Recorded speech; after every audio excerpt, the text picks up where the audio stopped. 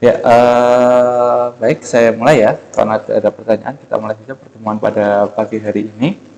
Jadi di pertemuan pagi hari ini kita akan lebih ke tampilan depannya. Jadi kemarin di teori dan praktikum 2 minggu kemarin kita berbicara soal bagaimana sih membuat REST API seperti itu ya kan. Saya kira teman-teman masih mengingat seperti itu. Dan sekarang di minggu ini kita akan lebih belajar ke bagian sisi kliennya seperti itu. Jadi kita akan bahas sedikit seputar ini, seputar bagaimana apa itu UX. Ini enggak jalan.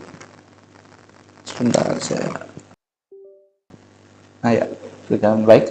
Jadi kita akan bahas sedikit seputar apa itu UX, kemudian bagaimana sih kita melakukan suatu desain suatu produk ya, yaitu dari wireframe, mockup, prototype. Saya kira mungkin teman-teman sudah familiar dengan istilah-istilah ini, cuma mungkin masih belum tahu bedanya.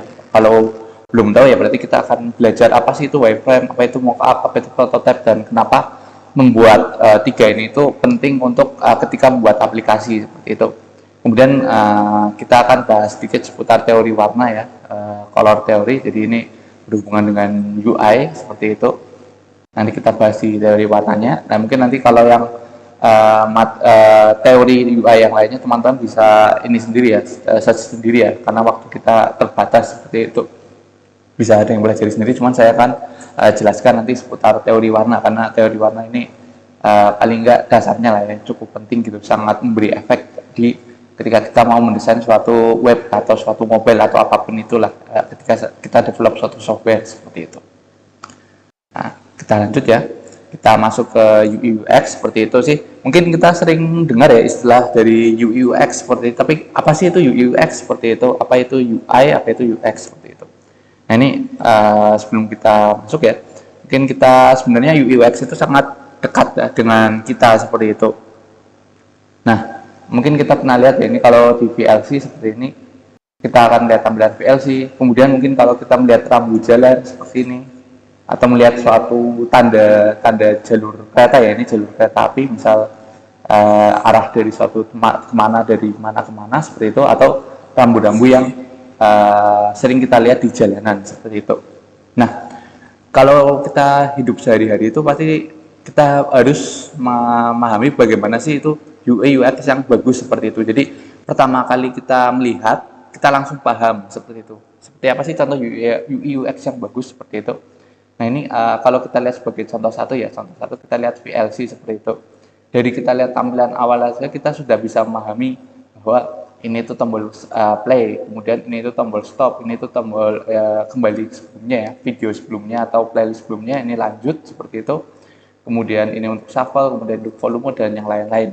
Nah, kalau dengan sekali lihat saja kita bisa paham, maka ini akan namanya adalah good UI seperti itu ya. Ini adalah UI yang bagus seperti itu. Atau mungkin kita lihat di jalur kereta ini ya, kalau ini bus ya, bis seperti itu, rute bis seperti itu. Kita bisa lihat bahwa dari sini itu yang di cover adalah warna yang sama seperti itu, yaitu warna hijau. Kemudian yang di sini adalah warna merah. Kemudian ini adalah warna kuning. Ini adalah warna biru seperti itu. Ini jelas ya.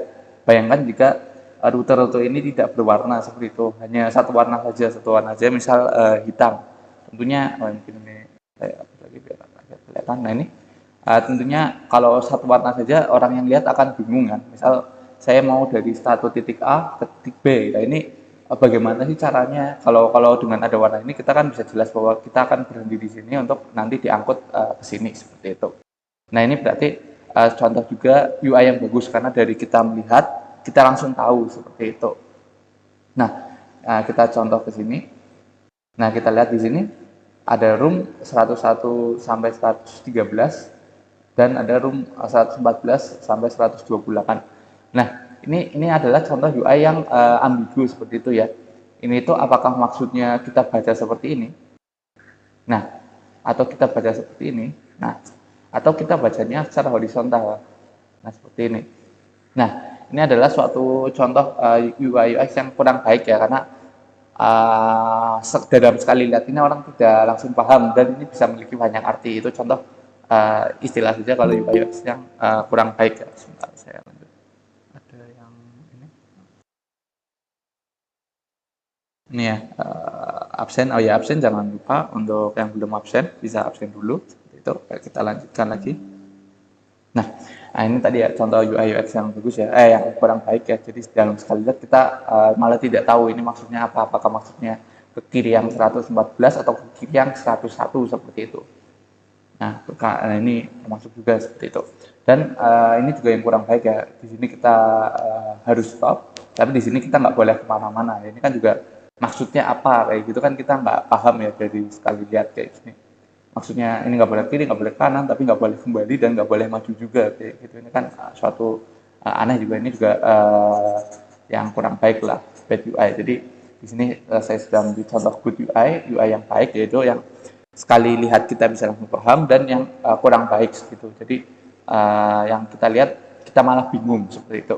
Nah, dalam kita mendevelop suatu aplikasi juga harus seperti ini. Jadi yang tren zaman sekarang adalah biasanya kalau aplikasi zaman dulu kita sediakan dengan ini ya, tutorial pemakaian seperti itu kan sebenarnya. Tapi kalau kita lihat yang populer saat ini biasanya kalau teman-teman buka suatu aplikasi marketplace ya atau ya apalah Tokopedia, Bukalapak dan lain-lain atau mungkin aplikasi ini apa ojek online kayak gitu, entah Gojek entah Grab kayak gitu, jarang sekali teman-teman melihat tutorial pemakaian seperti itu. Paling hanya sekali ketika teman-teman install ya seperti splash screen, bukan splash screen ya, namanya ya guide-nya seperti itu. Hanya sekali itu saja, kemudian ya sudah, selebihnya teman-teman harus cari tahu sendiri. Nah itu yang populer saat ini itu seperti itu. Jadi bagaimana semua perusahaan, semua aplikasi berlomba-lomba membuat suatu aplikasi yang tanpa ada guide, tanpa user harus membaca buku panduan itu langsung paham. Contohnya ya kita tahu, kita melihat gambar keranjang, kita tahu oh ini tuh maksudnya card seperti itu. Atau kita melihat apa misalnya keranjang pada suatu produk, berarti ini maksudnya kita masukkan ke keranjang kayak gitu. Jadi itu ya contoh pentingnya UI UX ya. Jadi di zaman sekarang ya makin jelek UI UX-nya, tentunya orang-orang beralih ke aplikasi-aplikasi lain yang mudah dipahami seperti itu. Itu kenapa sih UI UX itu penting kayak gitu. Nah, tapi apa itu UI UX kayak gitu? Jadi kita akan bahas dulu ke definisi.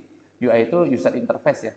Nah, user interface seperti itu. Nah, apa sih itu user interface atau apa ya? Tatap muka user seperti itu ya.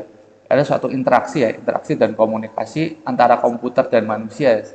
Nah, ini mungkin teman-teman dari ini saya nggak tahu, mungkin teman-teman sudah pernah ya, sebelumnya HCI, Human Computer Interaction atau interaksi manusia komputer, mungkin ada materinya sendiri. Dan ini kita ulas sedikit seperti itu, mengingat kembali kenapa, karena ini penting ketika kita membuat suatu aplikasi, nggak hanya terbatas web saja sebenarnya, bisa mobile, bisa web, bisa desktop maupun yang lain-lain seperti itu. Nah ini adalah suatu interaksi antara komputer dan manusia ya pada suatu device ya. Device bisa komputer, bisa web, bisa apa saja seperti itu. Yang informasi mengalir baik satu arah maupun dua arah. Baik satu arah misal dari komputer ke manusia saja maupun manusia ke komputer saja maupun bisa dua arah seperti itu. Nah, contoh-contoh user interface ini ya diantaranya display, yaitu layar display yang biasa kita berkomunikasi dengan komputer. Mungkin yang teman-teman sedang buka laptop saat ini ya berarti teman-teman sedang berinteraksi dengan layar ya, monitor layar seperti itu. Kalau saya mungkin sedang berinteraksi dengan monitor, kemudian keyboard untuk menulis, mouse untuk apa namanya untuk yang menggerakkan kursor, kemudian touchscreen ya, touchscreen untuk misalnya menggambar ini pentabnya seperti itu, atau pentab juga termasuk kayak gitu. Dan yang lain-lain, termasuk misal teman-teman buka pertemuan pada ini dengan handphone seperti itu ya, termasuk juga itu adalah HCI ya, itu mungkin teman-teman ya layar display dan juga touchscreen mobile device teman-teman masing-masing seperti itu contoh dari user interface. Jadi user interface itu ya yang menjembatani antara manusia dan komputer seperti itu. Nah ini intinya termasuk di dalamnya adalah ya aplikasi maupun website ini ya, misalnya ya misal form atau misal kalau user form atau misal tulisan apa pop up dan lain-lain, sebenarnya itu contohnya ya dari user interface. Nah tadi itu kita sudah bahas sedikit seputar UI. Jadi kalau kita ulang lagi UI ya intinya yang langsung berhadapan dengan kita, yang akan kita lihat, yang akan kita berinteraksi dengan komputer seperti itu. Nah, kemudian apa itu user experience sebenarnya? Nah, user experience itu sebenarnya adalah proses desain di mana kita bisa menempatkan pengguna akhir ya, end user ini sebagai pusat pengembangan dan pendefinisian sistem. Jadi, user experience ini ya kita menempatkan pengguna akhir ini sebagai pokok ya kita mendesain sistem berdasarkan suatu user seperti itu. Jadi maksudnya adalah ya ketika kita melakukan suatu desain di si end user ya pengguna akhir. Contoh pengguna akhir itu misal kita beli suatu aplikasi marketplace, berarti pengguna akhirnya adalah kita sebagai pembeli dan juga bisa saja si penjual itu merupakan end user seperti itu, atau mungkin end usernya itu misal di aplikasi Gojek ya berarti kita sebagai penumpangnya seperti itu, dan dia ada juga aplikasi Gojek yang end usernya adalah si drivernya seperti itu. Nah itu ya contoh maksudnya jadi end user. Nah kenapa sih user experience ini penting? Nah ini kenapa sih penting, itu agar aplikasi itu bisa berfungsi. Nah, aplikasi itu struktur sistemnya itu nanti jelas, mudah untuk interaksi dan mudah diakses seperti itu. Jadi dengan kita menempatkan end user sebagai pusat pengembangan, user itu nanti terlibat langsung ketika kita membangun suatu aplikasi gitu. Jadi tidak ada kalimat user di akhir bingung. Biasanya kalau teman-teman membuat suatu aplikasi ya, misal saya mungkin kalau teman-teman pernah buat aplikasi untuk misal perusahaan atau suatu lembaga seperti itu, misal teman-teman sudah membuat suatu aplikasi nih selesai, misalnya anggap saja misal aplikasi koperasi, anggap saja ya aplikasi koperasi, kemudian ini teman-teman sudah develop menjadi suatu aplikasi koperasi di sini ya. Nah kemudian dibagikan ke suatu lembaga nih, suatu lembaga ya, diberikan ke suatu lembaga koperasi. Nah kemudian lembaga koperasinya bertanya, ini bagaimana cara memakainya sih? Nah itu berarti user experience-nya tidak baik kayak gitu, karena kita tidak melibatkan si pengguna akhir, atau kalau dari ini ya sistem koperasi ya berarti koperasi ini untuk pengembangan dan pendefinisian sistem itu kita bagaimana. Nah itu fatal kalau user sudah tidak tahu bagaimana cara memakainya seperti itu, berarti nanti aplikasi kita yang kita develop itu tidak maksimal seperti itu, tidak, namanya user experience-nya jelek lah seperti itu. Bayangkan jika kita punya aplikasi, kita bingung cara pakai aplikasinya lah, itu kan pasti kliennya akan pergi ke perusahaan lain seperti itu. Nah itu ya kenapa penting ya, nanti agar fungsinya mudah diakses, kemudian organisasi dan struktur sistemnya jelas seperti itu, kemudian dapat diinteraksi dan mudah diakses seperti itu. Nah hubungan antara UX ini ya dua ini. Jadi kalau UI itu yang ini ya, memudahkan interaksi dan akses seperti itu. Dengan UI yang baik, tentunya user bisa berinteraksi dan mengakses dengan baik, jelas seperti itu. Tapi dengan UX ini kita berfokus pada bagaimana sih fungsionalitas dan organisasi sistemnya itu berjalan seperti itu. Jadi mungkin itu ya. Jadi UI itu lebih ke benar-benar tampilan desain, dan UX itu lebih ke bagaimana kita membuat sistem yang dapat menyelesaikan masalah orang, seperti masalah si klien seperti itu. Nah itu contohnya ya, saya kira mudah ya kalau kita pembagiannya seperti itu. Jadi UI itu lebih ke benar-benar mulai tampilan, kalau UX itu bagaimana si user itu mengaksesnya sih, apakah ini menyelesaikan masalah dari user kayak gitu. Jadi kalau kita bisa bilang ya UX itu skupnya lebih besar dibandingkan UI ya, UI ada di dalamnya seperti itu. Nah kita lanjut ya. Nah, mungkin kita akan lanjut ke istilah desain seperti ini. Ini dari istilah dari Steve Jobs ya. Nah, ini banyak orang yang salah ya kalau berpikir desain itu bagaimana sih tampilannya seperti itu, atau ini terlihat bagus seperti itu. Tapi sebenarnya enggak, desain itu adalah bagaimana ini dapat bekerja. Jadi desain itu tidak terbatas pada si tampilan saja. Kita bisa membuat tampilan yang baik, tapi kalau pesannya tidak tersampaikan ya itu tidak baik kan. Misal anggap saja di contoh lain ya, kalau teman-teman mendesain suatu poster atau mendesain suatu yang berhubungan ke luar, misal teman-teman ada di suatu organisasi untuk membuat suatu pamflet atau membuat suatu pesan kayak gitu ke sosial media, tentunya kan tidak hanya butuh desain yang bagus ya, sekalipun desainnya bagus, misal pakai desain yang paling modern dan populer, misal apa desain flat atau desain ilustrasi seperti itu, tapi kalau pesannya tidak tersampaikan, misal mau mau promo suatu event kayak gitu, tapi pesan eventnya tidak tersampaikan, ya itu berarti desainnya jelek seperti itu. Nah, jadi desain itu tidak terbatas pada bagaimana tampilan saja, tapi bagaimana sih si desain ini atau suatu produk yang akan kita buat ini menyelesaikan suatu masalah seperti itu. Jadi itu ya untuk desain itu sederhananya. Nah, ini kita lanjut. Nah, desain yang baik ini adalah memberikan solusi. Jadi masih nyambung ya antara UI, UX dan desain seperti itu. Nah, solusi yang bagi user dan memuaskan klien seperti itu. Jadi istilahnya ya kalau kalau kita misal solusi bagi user ya berarti end usernya, nah memuaskan klien. Klien itu adalah lihat klien kita bekerja seperti itu tadi. Nah, kalau tadi misal aplikasi yang ini aplikasi koperasi gitu, berarti kita sebagai pihak pembuat, berarti user dan kliennya tentunya sama ya dari pihak koperasinya. Cuman kalau misalnya kita anggap saja kita bekerja di semacam pihak ketiga, kita sebagai vendor, ada suatu aplikasi misal yang mau membuat seperti marketplace dan ada end usernya seperti itu. Nah, ini kita kliennya adalah aplikasi marketplace-nya dan end usernya adalah si pembeli. Jadi kita harus memuaskan klien dan memuaskan si end usernya seperti itu. Karena kalau di end usernya puas dan kliennya tidak, tentunya aplikasinya berarti tidak memenuhi klien. Tapi kalau kliennya puas tapi usernya tidak, tentunya aplikasi itu ya nggak panjang umurnya seperti itu. Jadi kita harus memenuhi user dan klien kalau kita mau mendesain suatu aplikasi ya. Ini contohnya desain ini memberikan solusi dan memuaskan klien di mana memenuhi kebutuhan dan keinginan user. Jadi ya kebutuhannya harus terpenuhi kayak gitu kan. Kebutuhan dan tujuan dari si aplikasi ini apa sih kayak gitu. Ya itu tentunya harus terpenuhi kan kalau kita mau membuat suatu desain yang baik seperti itu.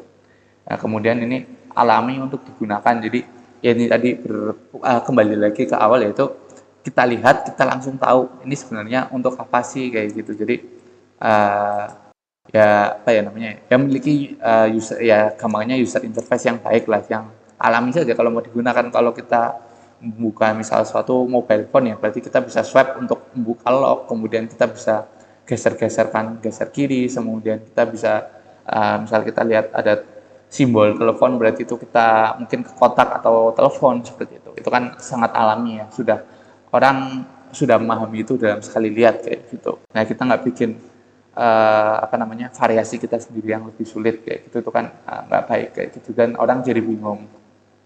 Ini kemudian yang terakhir itu membantu untuk menghindari kesalahan. Jadi aplikasi desain kita yang baik juga kita menghindari kemungkinan terjadinya kesalahan, ya, mengantisipasi. Jadi misal kalau mau ada kesalahan, mau ada error kayak gitu ya, kita beri notifikasi bahwa ini akan ada error, atau mungkin kita beri notifikasi user akan ada sesuatu yang terjadi seperti itu.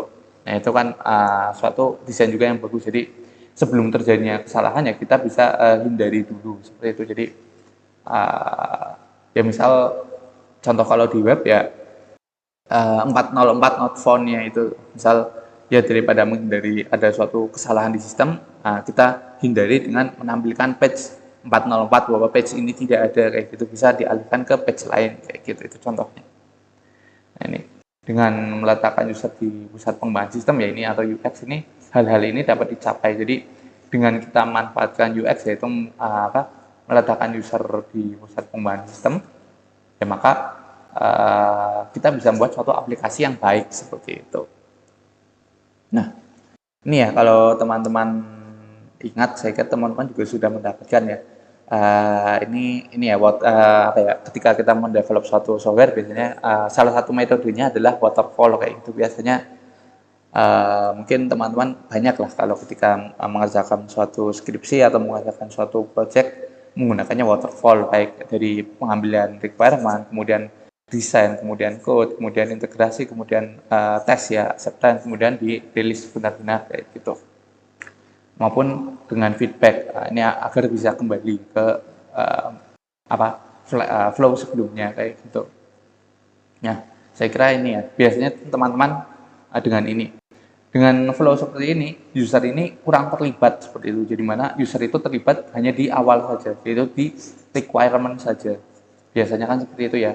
Teman-teman wawancara user, apa saja yang dibutuhkan, sudah di list wawancara dan lain-lain, kebutuhannya apa, keinginannya apa, sudah di list, didata, kemudian baru didesain, dikode, diintegrasi, nanti baru dites di bawah di sini seperti itu. Apakah usernya setuju kayak gitu?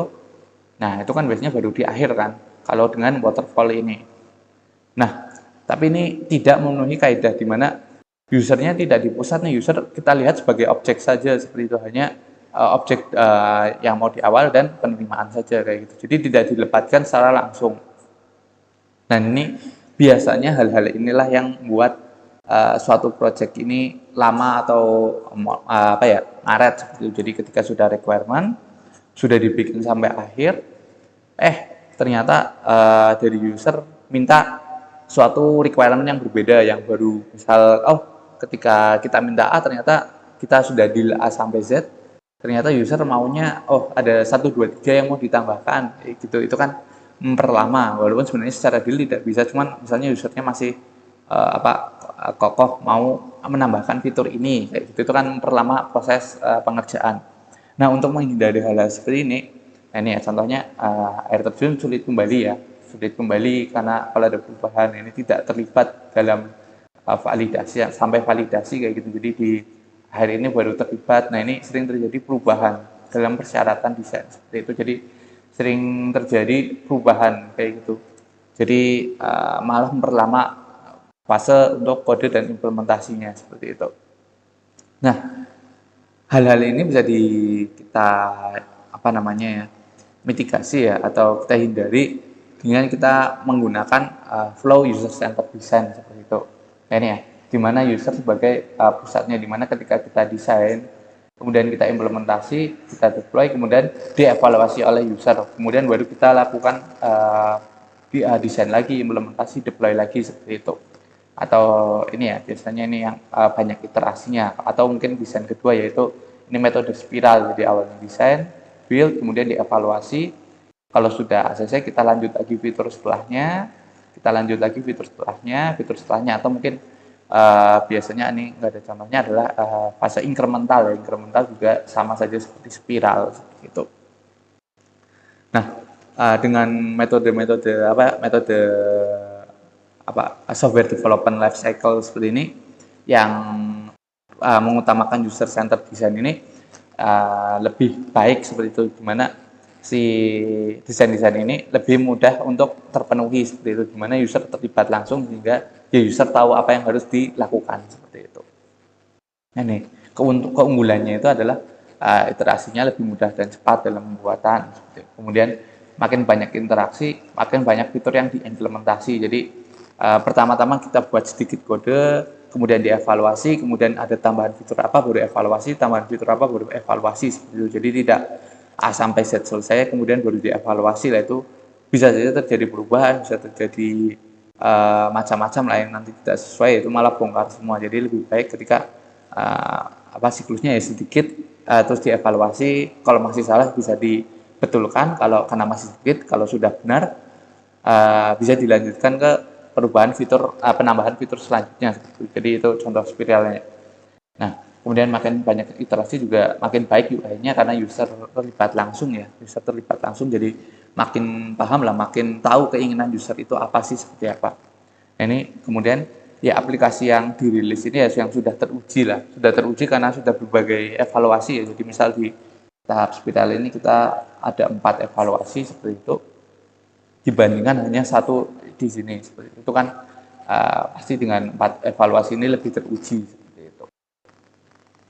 Nah, itu tadi untuk user centered design. Jadi bagaimana sih kita melakukan desain ya, kita harus menempatkan si user sebagai pusatnya seperti itu. Nah, ini ya langkah-langkah dalam kita melakukan desain ya. Ini ada beberapa langkah dalam kalau teman-teman mau mengajukan suatu aplikasi ya, namanya ada klien nih, teman-teman mau mencari datanya seperti apa nih, kalau gitu. Kalau biasanya kan teman-teman melakukan wawancara dan lain-lain ya, user requirement-nya apa, kemudian kebutuhan sistemnya seperti apa, kemudian baru pembuatan desainnya. desain seperti DFD, ERD dan kawan-kawan kayak gitu ya untuk dokumentasi sistem. Nah, kalau di user center design teman-teman bisa lakukan dalam tahap proses desain yaitu tahap ini, tahap awal ya. Di tahap awal teman-teman bisa saja melakukan pertama-tama langsung tetap teman-teman melakukan wawancara. Tapi setelah teman-teman wawancara, dianalisis, kemudian teman-teman lakukan prototipe dengan kertas seperti itu. Bisa buat dengan kertas, misal HPS kayak ini.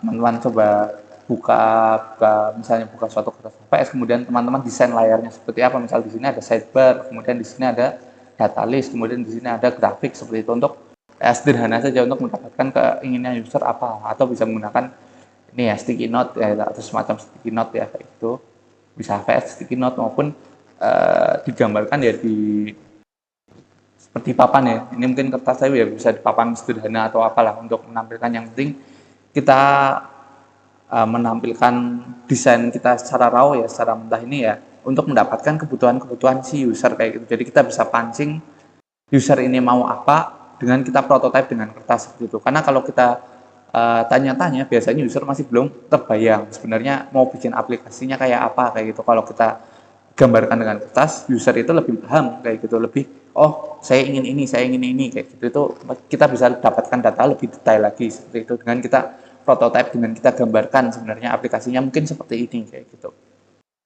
Nah, selanjutnya setelah kita dapatkan proses prototipe dengan kertas, yaitu untuk mendapatkan kebutuhan usernya apa saja yang harus ada di aplikasi kita coba buat suatu wireframe seperti itu. Wireframe ini nanti apa akan kita lihat, yaitu secara umum sih ini hanya gambaran aplikasinya secara mentah ya kayak gitu. Ya penting yaitu di atas ini ada profile kayak gitu. Di sini ada foto, ada profile, kemudian di sini ada deskripsi, kemudian di sini ada media, apalah suatu media ya, misal ini ya attachment video, foto, kemudian file kayak ini. Contoh di web CV ya, misal CV seperti itu, kurikulum kita ya ada nama, ada data, ada ya medianya dia, misal promosinya dia, misal ini video, thumbnail dan foto dan lain-lain intinya seperti itu. Ini kita gambarkan di wireframe seperti itu. Jadi sudah mendekati aplikasi yang benar-benar akan diimplementasi, tapi masih mentah kayak gitu, masih data-datanya masih mentah. Ini masih mentah ya, masih lorem ipsum lah, masih template saja seperti itu. Nah, kemudian ketika kita sudah wireframing, kita testing lagi pengujian bahwa mensimulasi dengan jalannya sistem selanjutnya bagaimana kayak gitu. Jadi kita bisa testing dari user interface yang tadi sudah kita desain ini, bagaimana sih jalannya seperti itu. Nanti kita bisa catat gini, setiap user kita beri tugas, misal user A ini dalam suatu aplikasi koperasi, user A ini sebagai klien, user A terus kemudian user B ini sebagai admin, kemudian user C ini sebagai misalnya atasan kayak gitu, atasan dari suatu koperasi kayak gitu. Kemudian melakukan suatu tugas-tugas, misal klien berarti misal kalau ini koperasi simpan pinjam berarti user A melakukan penabung, kemudian user A kemudian melakukan peminjaman. Ini seperti apa yang terjadi. Nah, itu kita lakukan testing user interface, tapi user interface saja ya, bukan testing kode sesungguhnya kayak gitu. Jadi kita hanya memastikan user interface yang kita buat ini sudah memenuhi kebutuhan user. Nah, kita akan catat setiap detailnya, dan kita tidak boleh mengarahkan user. Jadi kita tidak boleh arahkan, yaitu misal mau pinjam ini klik tombol ini, yaitu kita tidak lakukan itu. Kenapa? Agar kita membuat suatu UI itu yang benar-benar intuitif bagi user. Jadi misal kita tidak perlu kasih tahu bahwa misal tombol misalnya tombol misal yang mudah apa biasanya. Kalau simpan pinjam agak sulit sih kalau simpan pinjam. Misal kalau buku kayak gitu, misal kalau di ini sistem buku ya, ini nggak seperti buku, tapi anggap saja ini buku. Berarti kalau kita lihat ada gambar buku, berarti ini itu kita lihat list buku seperti itu. Atau home, kalau kita lihat ke home, atau mungkin logout itu misal pintu terus keluar kayak gitu, itu logout kayak gitu. Itu kita nggak usah mengarahkan user, tapi user harus tahu sendiri kayak gitu. Kalau user sudah tahu sendiri, berarti itu UI kita sudah baik seperti itu. Kalau memang anggap saja kalau orang modern seperti misalnya anak-anak muda kayak itu paham lah ya, home, logout, search kayak gitu. Misal search itu dengan ini. Nah, search dengan ini ya, magnifying glass ya, kaca pembesar kayak gitu. Cuman kalau misal kliennya ini ya bukan yang melek teknologi, ya berarti kita harus beli teks seperti itu atau home, search, logout atau mungkin kita bahasanya lebih bahasa Indonesia mesti beranda, cari, keluar kayak gitu. Itu kita, nah dengan kita nggak mengarahkan user, kita tahu nih kita itu harus cukup dengan hanya logo saja atau logo dengan deskripsi, kemudian deskripsinya itu harus bahasa Indonesia atau bahasa Inggris, kemudian kayak gitu itu kan kita lebih dapatkan datanya. Nah itu ya contoh-contoh dari proses desain ini ya, sudah prototype, wireframe, kemudian kita tes. Jadi ini ada di awal. Nah ini ada di awal, jangan lupa. Ini ada di tahap awal. Jadi kita tahap awal ini ya dapatkan keinginan user, intinya seperti itu. Nah kemudian kita baru ketika kita sudah dapat datanya, nah berarti kita sudah bisa misalnya sudah paham, sudah tahu bahwa seperti apa user interface atau tampilan yang mau dibuat. Nah kita bisa masuk ke fase implementasi seperti itu. Fase implementasi kan lebih apa namanya teknikal kan, teknikal deploy, nanti kita evaluasi apakah sudah benar kayak gitu secara fungsional kayak gitu. Kalau sudah, kita lanjut ke fitur berikutnya yang mau dibuat seperti apa kayak gitu. Itu kan lebih enak lagi kayak gitu.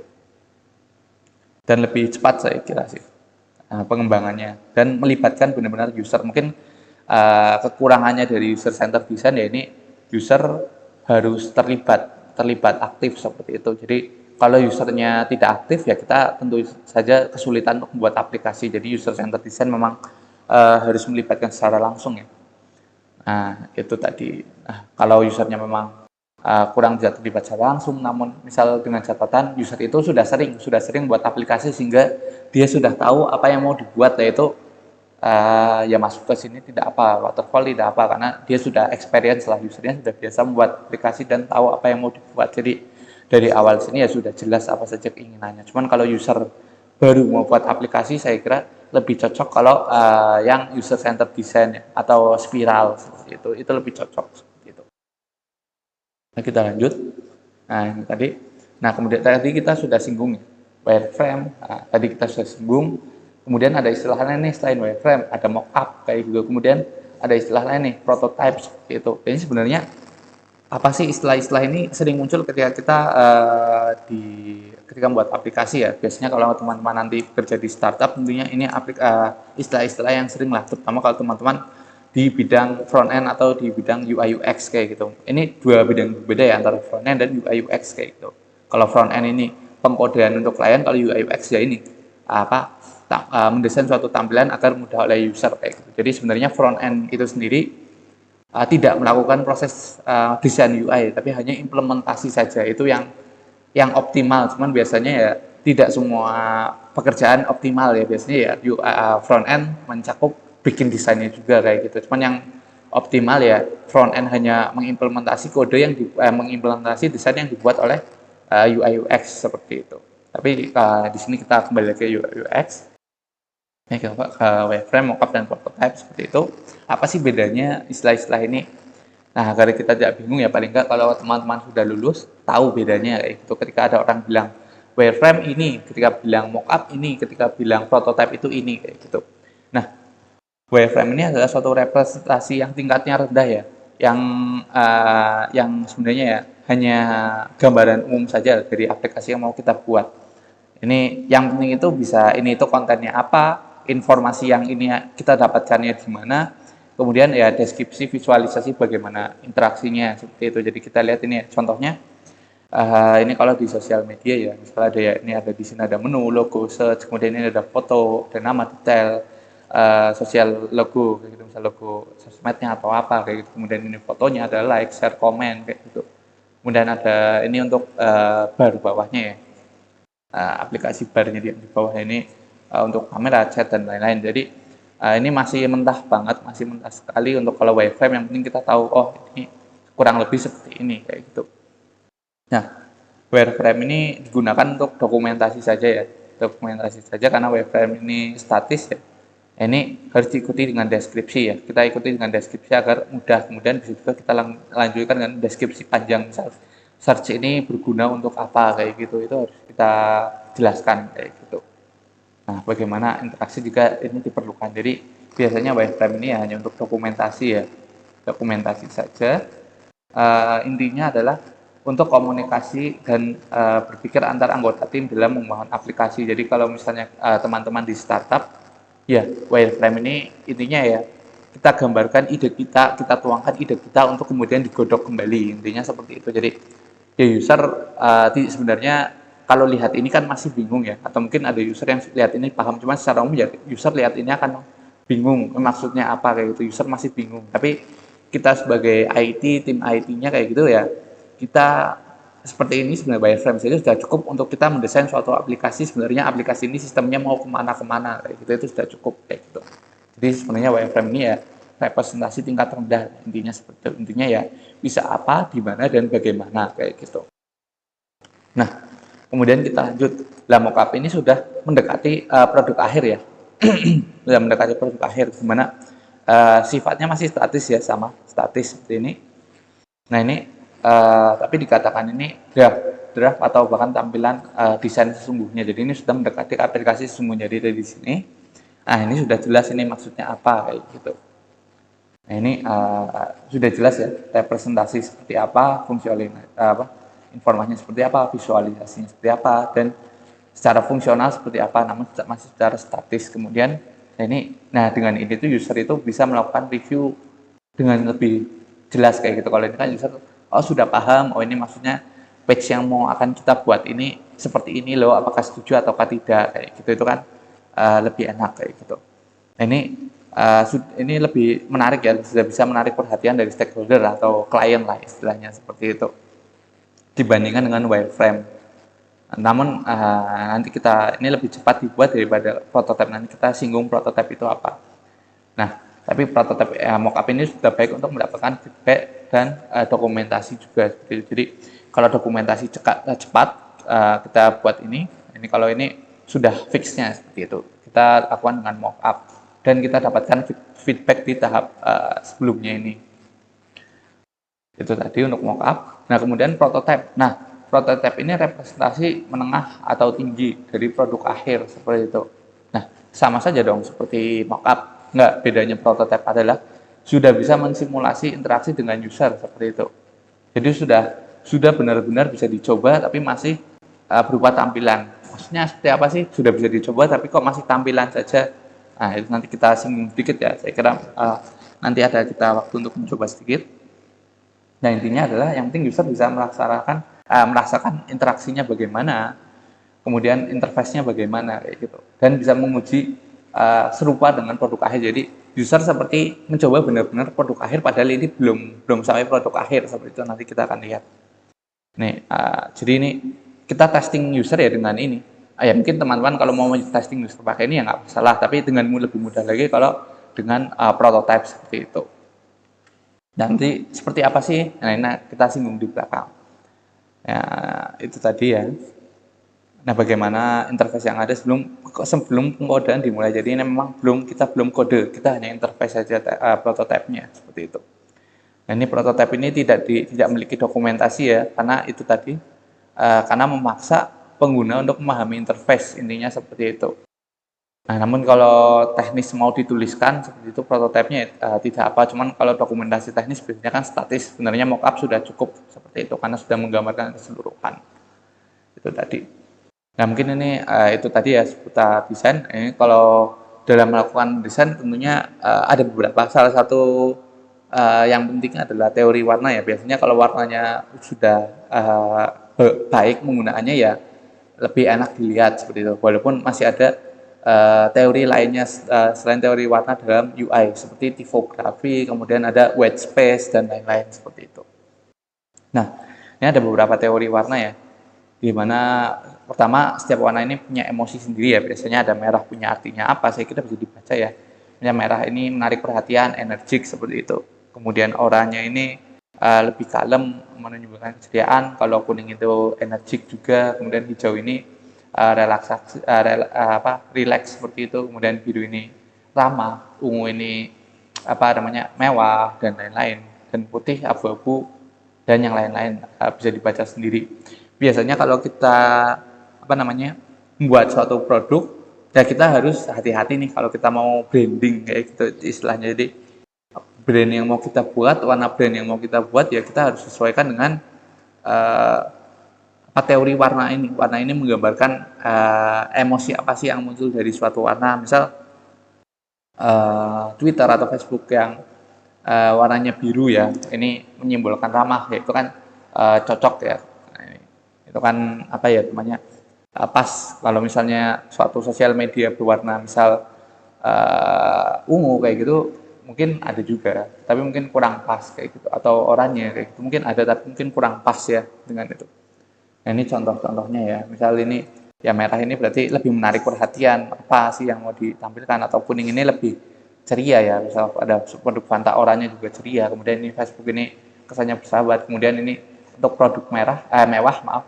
Nah, ini seperti Cadbury ya, Cadbury coklat itu mungkin kesannya mewah ya, mewah. Apa ungu, menggunakan ungu. Kemudian mungkin putih untuk yang agar clear kayak gitu. Kemudian ini untuk relax kayak gitu dari hijau ini. Kemudian ini untuk simplicity, mungkin untuk warna abu-abu kayak gitu, dan warna lainnya kayak dalam kita branding. Nah kemudian dalam selain arti dari warna, bagaimana kita mengkombinasi warna juga penting. Dimana kalau kombinasi warna itu biasanya kita dua hal, yaitu kontras dan komplement seperti itu. Nah kalau kontras ini ya teknik penggunaan warna kontras. Jadi misal di sini warna biru dengan warna apa ini berarti ya anggap saja ungu ya. Ini saya lupa nama warnanya atau mungkin hijau dengan oranye kayak gitu. Ini kan warna-warna yang bertabrakan ya, yang kontras seperti itu. Nah ini akan menarik perhatian terhadap suatu elemen. Contohnya di sini ya biru dengan hijau. Tentunya kita akan sangat tertarik ke sini. Kemudian ada hijau terus ada biru di sini dikontraskan, kita akan tertarik perhatian kita ke tombol ini seperti itu. Itu teknik kontras. Jadi kita bisa menarik perhatian ke suatu elemen. Nah, kalau komplement ini warna yang alami untuk dilihat seperti itu. Walaupun tidak mencolok kayak itu, cuman alami untuk dilihat. Misalnya ini ya hijau dengan merah ini secara teori ini alami saja kayak gitu. Jadi ya kita lihat ini masih normal dibandingkan kalau kita melihat hijau kita tabrakan dengan biru kayak tadi, itu kan sangat mencolok kayak di sini hijau dengan biru kayak gitu. Kita langsung perhatian ke sini. Kalau ini kita bisa perhatikan ke seluruh kontennya kayak gitu, walaupun jadi tidak paling yang menonjol hanya warna yang berkomplement seperti itu. Ya seperti itu. Nah kita lanjut ya. Nah ini beberapa skema warna. Jadi biasanya setiap aplikasi punya skemanya ya, warnanya ada monokrom, ada analog, ada komplementari, ada triadik, ada split komentari, ada rektangular, tetradik seperti itu. Ini kita akan singgung sedikit ya. Kalau monokrom berarti satu warna dominan, biasanya pada desain minimalis. Seperti ini kita dominan, yang kita lihat ya berarti produk ini dominan warna biru seperti itu. Yang mau ditonjolkan adalah birunya. Kemudian ada analogus berarti warna-warnanya yang dipakai berdekatan, misal dari jingga oranye, kemudian oranye gelap, dan lebih gelap lagi mendekati ke merah seperti itu. Nih warnanya analog ya. Kita lihat warnanya ya sewarna seperti itu, lebih enak juga dilihat kayak gitu. Maupun komplementari, komplementari, warna-warnanya itu yang berlawanan hingga menonjolkan elemen yang berbeda seperti tadi ya. Ini jingga dengan hijau kayak gitu. Ini mungkin agak tricky ya untuk memahami menguasai teknik ini agar tidak terlihat aneh seperti itu. Nah mungkin ini juga yang salah satu yang populer ya, ini triadik ya. Ini 3 warna ya. Ini menggunakan warna sehingga membuat suatu segitiga sama sisi seperti itu. Berarti misal kuning, biru, merah, atau mungkin hijau ini, nah seperti ini, atau mungkin ini ke sini, atau mungkin ini ke sini, ya, dan lain-lain. Nah seperti itu. Intinya kita manfaatkan tiga warna seperti di sini. Ada warna ini ya, hijau, ini merah seperti itu. Ini kan tiga-tiganya menonjol seperti itu. dan ada juga warna yang berkomplemen ya, komplemen kayak tadi. Cuman dua seperti itu di sini, hijau dengan kuning, biru dengan kuning. Mungkin di sini kesannya hijau ya, padahal ini sebenarnya ini itu berwarna biru seperti itu. Cuman karena ditabrakan dengan warna oranye atau warna kuning, kesannya jadi ke arah hijau seperti itu. Nah, ini juga untuk menarik perhatian juga seperti itu. Ini juga sama ya, tapi bentuk suatu segitiga, gitu, hampir sama. Kalau ini split, nah ini segitiga maaf, kotak seperti itu tadi. Ini bentuk kotak ya, sama saja prinsipnya seperti itu.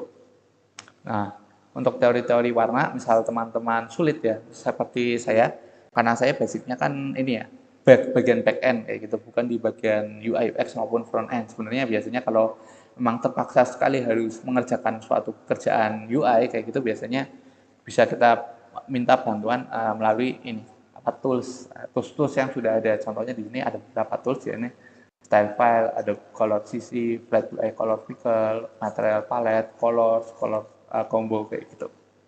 Bisa digunakan contohnya ini menggunakan color, jadi kita bisa dapatkan kombinasi warna yang cocok apa sih yang enak kayak gitu. Kita bisa generate warna ini seperti itu, ini cocok enak dilihat kayak gitu. Atau mungkin kalau kita gunakan material palette ya, ini di generate ketika kita mau membuat aplikasi yang warna utamanya adalah hijau, ini langsung di generate bahwa misalnya primarinya hijau, versi terangnya ini, secondary trinarinya adalah yang lebih gelap seperti itu. Itu contoh-contoh kalau kita kurang bisa menguasai ini, karena ya belajar UI itu juga belajar ini ya, suatu materi khusus ya. Nah, ini kita bisa versi cepatnya kita menggunakan tools seperti itu agar warnanya enak dilihat seperti itu. Itu tadi untuk teori dari warna. Mungkin untuk yang lainnya ya, untuk seperti ini tipografi, kemudian belajar tipografi itu bagaimana menggunakan teksnya yang enak, kemudian menggunakan white space. Kalau white space intinya ya bagaimana sih kita memberi jarak antar konten sehingga lega, lebih lega kayak gitu intinya. Kalau berdempet-dempetan itu kan kesannya sesek, tapi kalau kita suatu kasih white space yang cukup itu kesannya lega dan nggak terkesan kosong juga kayak gitu. Kalau terlalu banyak white space-nya ya kesannya kosong, tapi kalau terlalu sedikit white space-nya kesannya sangat sempit kayak gitu. Nah, kalau cukup jadinya lega dan enak dilihat kayak gitu. Tapi sebenarnya kalau teman-teman sudah menguasai teori warna, kemudian menguasai white space, kemudian bisa tipografi, sebenarnya teman-teman bisa buat suatu web yang lebih enak lagi untuk dilihat seperti itu. Dan nanti UI yang lainnya, yang modern saat ini biasanya kan seputar ilustrasi ya, di mana ada web kemudian ada ilustrasinya, itu nanti ada materi lain. Cuman sebenarnya ya kalau mau yang simple dan enak dilihat, sebenarnya ya warna, tipografi dan white space itu sebenarnya sudah nyaman kayak gitu. Mungkin itu ya, mungkin kalau sedikit saya contohkan sedikit ya. Kalau saya membuat suatu UI, misalnya saya belum diminta untuk suatu UI itu, biasanya itu saya menggunakannya adalah aplikasi ini adalah Figma ya. Ini saya kembali lagi. Saya kira mungkin teman-teman sudah pernah atau mungkin belum. Ini aplikasi saya biasanya menggunakannya itu Figma kayak gitu. Jadi dari proses wireframe, mockup sampai tadi prototype seperti itu. Nah, ini contohnya misal wireframe, kita bisa lakukan wireframe di Figma seperti itu. Nah, contohnya ini ya, contohnya ini sudah ada di sini bawaan. Contohnya ini. Jadi kalau ini sih cukup bagus ya. Cuman ini karena ini cukup bagus, sampai kalau mau mentah kayak yang tadi di awal dicontohkan ya nggak apa-apa, karena hanya untuk pengumpulan ide saja. Ini contohnya ya, kita bisa lakukan wireframe ya. Ini masih kalimat template kayak gitu ya, yang mau dikasihkan kayak gitu ya. Ini bisa dibuat kayak gitu. Nah, seperti ini ya tadi. Nah, bisa dibuat dengan Figma seperti itu. Nanti teman-teman bisa coba buka, tinggal di figma.com, daftar gratis kayak gitu. Bisa kolaborasi juga dengan teman-teman lainnya. Kayak gitu. Nah, itu untuk wireframe bisa di sini. Kemudian kita lanjut lagi ke mockup. Ini contohnya mockup saya pernah buat ya, ini mockup suatu sistem ya. Ini baru sama mockup. Ini buat suatu mockup dari dari ini dari landing page, kemudian dari page-nya ini sudah mendekati aplikasi sesungguhnya kayak gitu. Yang mau dibuat ini sudah lebih jelas kan kayak gitu. Oh mau buat aplikasinya seperti ini kalau yang ada proses ini, ada step 5, step apa, kemudian kalau diklik mau kemana ini sudah lebih jelas. Nah, kalau kita lihat aplikasinya mau seperti apa kayak gitu. Misal ini ya ada login, lupa password, daftar baru. Nah, ini. Sorry. Kita kembali lagi ya, ini contohnya inilah kayak gitu. Dan mungkin masih ya mentah kayak gitu. Ini contoh mockup kayak gitu. Jadi mockup ini sudah lebih mirip dengan aplikasi yang biasa kita akses kayak gitu. Nah, istilahnya ya sudah seperti jadilah ininya kayak gitu. Dan ini yang kemarin ya, web profile yang kemarin ini juga ada di sini saya buat pakai Figma. Nah kemudian yang terakhir ini ya prototype. Nah prototype ini sebenarnya kita bisa lanjutkan saja dari ini. Ini apa ini? Sebentar yang ada itu yang belum ada isinya ini. Jadi kalau prototype itu kita bisa pakai Figma juga. Kita bisa definisikan misal sorry, ini itu, nah ini misal kita bisa play aja. Saya kira mungkin teman-teman sudah pernah mencoba ya pakai Figma ya. Nah, ini misal dari awal misal registrasi ini bisa diklik. Nah ini kan kemudian mau ke menu apa, mau message ya ini bisa ke sini ke message kayak gitu. Kemudian mau ke menu apa, menu ini home bisa ke home kayak gitu. Kemudian misal dari ini ke home, kemudian ke search kayak gini bisa ke search kayak gitu. Ini kan sudah menyerupai aplikasi dan cukup untuk kalau teman-teman mau mendata kebutuhan dari user kayak gitu. Sebelum teman-teman kode, ya ini belum ada kodenya sama sekali kalau teman-teman bikin ini. Masih benar-benar hanya gambar saja kayak gitu. Tapi sudah cukup untuk kalau teman-teman mau mendapatkan data dari user sebenarnya kebutuhannya apa sih kayak gitu. Ini sudah cukup. Nah, ini mungkin kalau kurang di sini belum ada, bisa saja dikasih seperti itu. Misal step bar, background, nah ini ke search, nah ini search kalau kita prototype kemudian kita kasih interaksi ketika di tab akan dinavigasi ke halaman search gini misal. Nah ini sudah ada garis panahnya ya. Sudah ada garis panahnya ya kalau kita jalankan.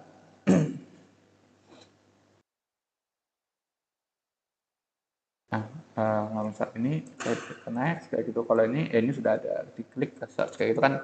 Ya sebenarnya dari ini tinggal digambar-gambarkan saja mau kemana sih. Ini mau prototipe-nya kemana kayak gitu kan tinggal diarahkan saja sebenarnya sama saja seperti itu. Jadi ini salah satu aplikasi yang saya pakai ya kalau untuk UI UX kayak gitu yaitu Figma kayak gitu. Jadi lebih enak lah. Jadi bisa wireframe, bisa mockup, bisa sekalian lanjut ke prototipe-nya kayak gitu. Sebelum kalau sudah ACC baru di coding seperti itu.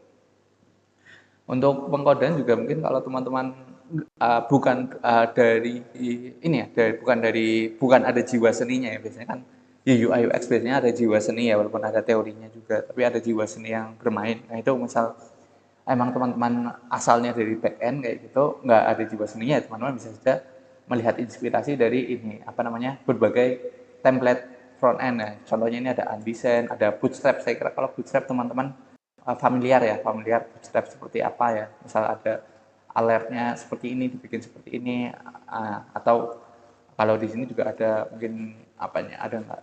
Ini ada ini ada drop downnya seperti ini kayak gitu. Nah kan menarik ya. Nah menarik kalau buat web kayak gini. Nah ini karena misal teman-teman bukan dari sisi bukan dari ya misal bukan yang berjiwa seni front end ya untuk bikin kayak gini ya bisa saja memakai ini misalkan desain Bootstrap kemudian contohnya ini material ya kalau material kayak gini kalau mau bikin pattern ini kan komponen-komponennya sangat mobile banget sangat Android banget kayak gitu ya ini bisa dipilih sini komponen ini komponen web nah, ini komponen Flutter contoh yang lain-lain kayak gitu. Nah ini beberapa template front end ya yang bisa dipakai kayak gitu. Ini harusnya sih semuanya terbuka ya, terbuka bisa digunakan kayak gitu. tinggal digunakan saja kayak gitu. Ya, misal Undesign ini dibuat oleh Alibaba kalau nggak salah ya. Kalau nggak salah ini dibuat Alibaba. Kalau ini sudah lama ya, sudah lama dari dulu Bootstrap saya kira sudah populer ya. Nah, atau mungkin kalau material IO ini dibuat oleh Google. Kalau Bootstrap saya kurang tahu ya di pembuatnya kayak gitu. Cuman kalau dua ini sih saya tahu kayak gitu. Itu sih kalau dari segi tampilan kalau teman-teman mau membuat web kayak gitu misalnya ini teman-teman belum mulai ya saya kira saya menekankan kembali ya projectnya jangan lupa untuk inilah dikerjakan gitu karena nanti pengaruh sekali untuk nilai ya ini saya kira itu ya kalau misalnya teman-teman oh saya nggak bisa gambar nggak bisa desain tampilan ya pakai template saja nggak apa-apa mau pakai bootstrap atau mungkin kalau tampilannya mau lebih kayak modern mau seperti mobile kayak gitu bisa pakai material atau mungkin saya sukanya InDesign seperti itu ya bisa saja pakai InDesign seperti itu contoh-contohnya kayak gitu saya kira itu saja sih yang mau saya jelaskan di materi hari ini apa ada pertanyaan dulu saya stop dulu